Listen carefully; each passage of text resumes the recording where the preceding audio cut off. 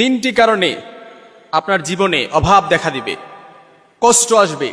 এই তিনটি কারণ যদি আপনার জীবন থেকে আপনি পরিত্যাগ না করতে পারেন, আপনার ফ্যামিলিতে অভাব দূর হবে না, কষ্ট দূর হবে না, একটার পর একটা লেগেই থাকবে। প্রথম নাম্বার হচ্ছে অপচয় করা।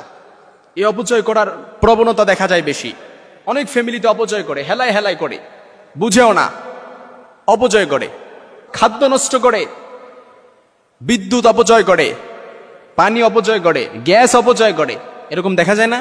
দেখা যায়। কিন্তু সাবধান, অপচয় করলে আপনার ফ্যামিলি থেকে অভাব কখনো দূর হবে না। কারণ অনেক সময় দেখা যায় আমরা খাদ্য অপচয় করে ফেলি, বিদ্যুৎ অপচয় করি, গ্যাস অপচয় করি। অনেক সময় সারাদিন আমরা দেখা যায় লাইট ওপেন করে রাখি, অন করে রাখি, খেয়াল থাকে না, খবর থাকে না লাইট যে চালু আছে, খবর থাকে না। গ্যাস অনেক সময় আমরা চালু করে রাখি। এমন অনেক সময় দেখা দিয়েছিল যে একটা মেসের কাঠি নষ্ট হবে, এই জন্য গ্যাস কখনো অফ করতো না, গ্যাস কি করতো না, বন্ধ করতো না, যে মেসের কাঠি একটা নষ্ট হবে, কাপড় শুকাতো। এই জন্য অনেক এখন দেখা যায় যে অনেকে গ্যাসের লাইনই পায় না। এরকম না?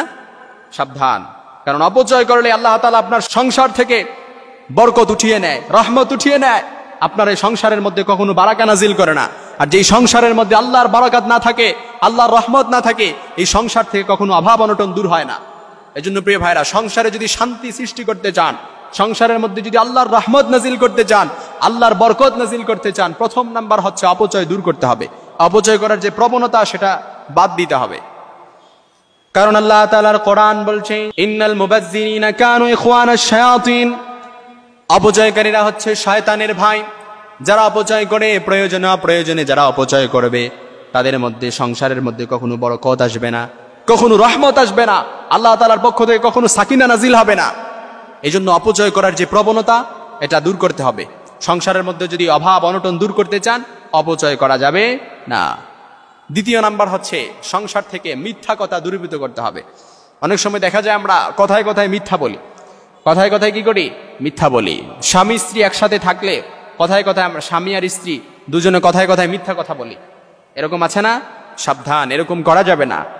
কারণ কথায় কথায় যে সংসারের মধ্যে মিথ্যা কথা হয়, ওই সংসারের মধ্যে কখনো বরকত হয় না, অভাব দূর হয় না, ওই সংসারের মধ্যে কষ্ট থেকেই যায়।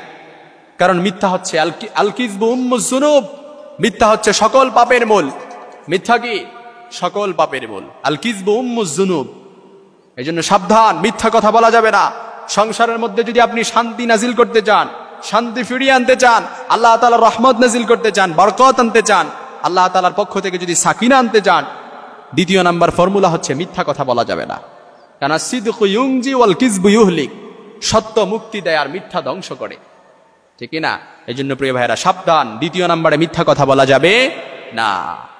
এই জন্য প্রিয় ভাইয়েরা, সংসারের মধ্যে যদি অভাব অনটন দূর করতে চাই, সংসারের মধ্যে যদি আল্লাহ তাআলার পক্ষ থেকে বরকত নাজিল করতে চাই, আল্লাহ তাআলার পক্ষ থেকে রহমত আনতে চাই, তাহলে প্রথম নাম্বারে কখনো কি করা যাবে না, অপচয় করা যাবে না। দ্বিতীয় নাম্বারে মিথ্যা কথা বলা যাবে না।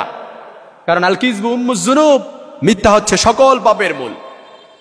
তৃতীয় নাম্বার হচ্ছে যে সংসারের মধ্যে নামাজের মধ্যে গাফেল থাকবে, যে সংসারে সবাই নামাজের প্রতি উদাসীন থাকবে, ওই সংসারের মধ্যে কখনো আল্লাহ তাআলার রহমত আসবে না, বরকত আসবে না, সাকিনা নাজিল হবে না। কারণ সংসারের মধ্যে যদি স্বামী স্ত্রী সন্তান সন্ততি নামাজের প্রতি উদাসীন থাকে, নামাজের প্রতি গাফেল থাকে, 5 ওয়াক্ত নামাজ পড়ে না, আল্লাহকে ভয় করে না, ওই সংসারের মধ্যে কখনো আল্লাহ তাআলার পক্ষ থেকে বরকত আসবে না, রহমত আসবে না, আল্লাহ তাআলার পক্ষ থেকে সাকিনা নাজিল হবে না। এজন্য প্রিয় ভাইরা, সংসার থেকে যদি অভাব অনটন দূর করতে চান, সংসার থেকে যদি কষ্ট দূর করতে চান, তৃতীয় নাম্বার ফর্মুলা হচ্ছে সংসার থেকে আপনি কি করেন, নামাজের প্রতি যে গাফেল, সেটা দূরীভূত করতে হবে, নামাজ পড়তে হবে, আল্লাহকে ভয় করতে হবে। কারণ যে সংসারের মধ্যে 5 ওয়াক্ত নামাজ পড়া হয়, সেই সংসারের মধ্যে কখনো অভাব থাকতে পারে না, সেই সংসারের মধ্যে কখনো কষ্ট থাকতে পারে না। এই জন্য প্রিয় ভাইরা, আমরা যারা সংসারের মধ্যে অভাব অনটন আছে, যাদের সংসারে কষ্ট আছে, 3টা ফর্মুলা যদি আমরা অ্যাপ্লাই করতে পারি, ওই সংসারের মধ্যে সব সময় আল্লাহর পক্ষ থেকে বরকত আসবে, রহমত আসবে এবং আল্লাহ তাআলার পক্ষ থেকে সাকিনা নাজিল হবে। প্রথম নাম্বার, অপচয় করা যাবে না। দ্বিতীয় নাম্বার হচ্ছে মিথ্যা কথা বলা যাবে না। তৃতীয় নাম্বার হচ্ছে নামাজের প্রতি গাফেল হওয়া যাবে না। এই 3টা ফর্মুলা অ্যাপ্লাই করেন, আপনার সংসার থেকে অভাব অনটন দূর হয়ে যাবে। আপনার সংসার থেকে কষ্ট দূর হয়ে যাবে, সবকিছু রহমত বরকতে পরিপূর্ণ হয়ে যাবে। সুবহানাল্লাহ।